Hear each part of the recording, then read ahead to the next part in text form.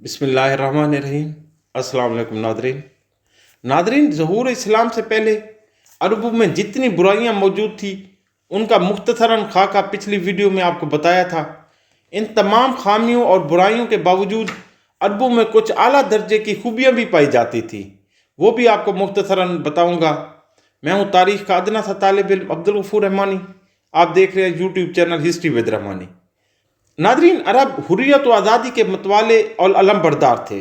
मिली गैरत की खातिर जान तक की बाजी लगा देते थे। बड़े शुजा और बहादुर थे।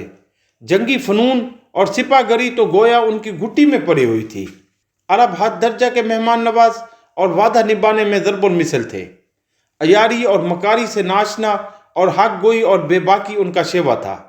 अरब मुस्तकिल मिजाज, ऐनी आसाब और बेपनाह कुव्वत के हामिल थे।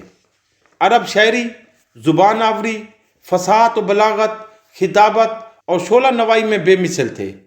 वो अपने मुकाबले में गैर अरबों को अजमी यानी गूंगे कहते थे। अरबी ज़ुबान उनका सबसे बड़ा सरमाया इफ्तिखार था।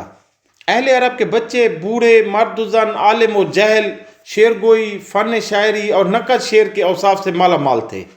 अल्लाह ताला ने अहले अरब को बेनज़ीर क़ुव्वत हाफ़ज़ा और लासानी ज़ियानत व फ़तानत की नेमतों से नवाजा था। उनका निज़ाम देहाती इलाकों के ख़ानदानों से काफ़ी हद तक मिलता जुलता था। जो अफराद ख़ानदान की रीढ़ की हड्डी कहलाते थे वो माँ, बाप, औलाद, पोते और ग़ुलाम होते थे। बाप घर का मुतलकुल इनान सरबराह होता था।